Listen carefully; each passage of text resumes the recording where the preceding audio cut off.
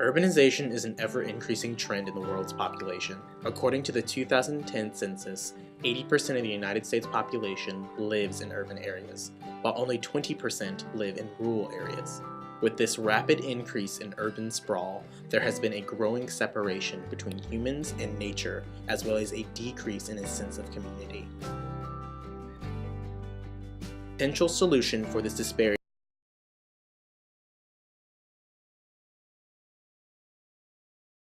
fund and support the creation of gardens in their community. Many social, economic, and environmental benefits would follow. Within North Carolina, we interviewed individuals from the greater Alamance County, including executives from TS Designs, Custom Sustainable Shirt Designers, Gibsonville Sheriff's Prison Farm, Gibsonville Community Garden, Burlington Company Shops Market, and Elon University Community Garden. A few benefits of community gardens include social interactions around nature, access to nutritious food, and a place of physical and emotional healing. Every employee that works for TS Designs has to work in the garden 30 minutes a week. We felt like we had to make this policy change that everybody would be engaged in the garden. And since that point, we've had no complaints. The employees love to do it, and it says everything that comes out of the garden, including the eggs and the vegetables, go back to the employees. But what it does, it gets people in different departments working together that normally wouldn't be working together.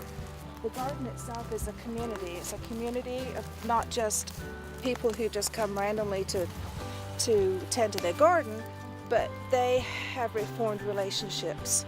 There's relationships here. And we've had some serious health issues with some of the gardeners here, and it's been a good thing for them to get support from each other. Not only do community gardens enhance a sense of community, they also provide many benefits to the local economy.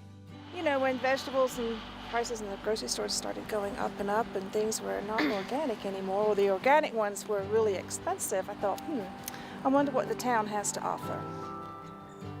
Well, I mean, one thing they did, I'm very involved with Company Shops Co-op in downtown Burlington. And again, that to me is another outlet for them to have access to this food and to have further education about healthy food that, is tough to find in Burlington. That it's an awesome connection to actually meet and talk with and go see your farmer and say, hey, this is actually what went into my product and how it actually got basically from farm to fork. Local economies can benefit by strengthening a sense of community in the area through policies that implement community gardens. The people interviewed have experienced the benefits of community gardens in the area. Not only from the health benefits, but also the money benefits. I tell our employees, this is a way that you can save money by utilizing this garden. We have a broken food system in this country. And when I look at our employees to time, money, education, their food options are Burger King, McDonald's, and Wendy's. Long term, I see us continue to drive down our costs, drive down our labor, while increasing our yields, and we do all this in an organic, environment. When it started, it was something to give the inmates something to do. Instead of them sitting inside the jail, bring them out here and let them learn a trade. We have some that's worked here with the greenhouses, and they've learned a lot of stuff about planting things, and they've actually left here and got out of jail and actually went to work in the greenhouses. And the majority of the major companies buy from us too. Southern states, the hardware stores, a lot of them buy plants and stuff that's produced here. It's taking a lot of money off the taxpayers. This location was strategically chosen to help rebuild, be the anchor to rebuild downtown Burlington, make it what it was 10, 15 years ago. Take an old parking lot and tear up the pavement and bring in some soil and have community gardens in between buildings and beside old bombed out strip malls and things like that. Elon students who wouldn't otherwise have an opportunity to get gardening experience, they can then go out and become those kinds of game changers out in the outside world.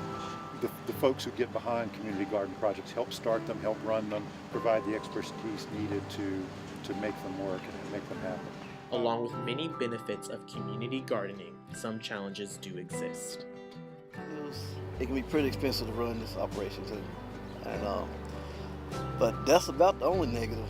Well, the biggest challenge has always been, even when we had the original energy, it has been budget. The thing is, though, when you have a community garden, you've got to have good management. Okay, a lot of gardens have been started and a lot of gardens have been abandoned. Despite challenges in establishing and maintaining a community garden, the many benefits outweigh the negatives. If local governments implement policies to establish and fund community gardens, these gardens will provide an outlet for social interaction through environmental and food education, support a local food economy, and foster a greater sense of community. At one time, it was talk going on of this was last season, possibly closing the prison farm, and we had a lot of people in the community did a petition, did a lot of calls, and they really liked having this out here. And the community thinks that it's a good thing that we have this. So I would advocate for gardens. Oh yeah. Most of our owners have gardens. A lot of our owners are actually our producers. We take boxes of vegetables and just have staff who are here during the summer take food home. Yeah, it's all in the dirt. It really is.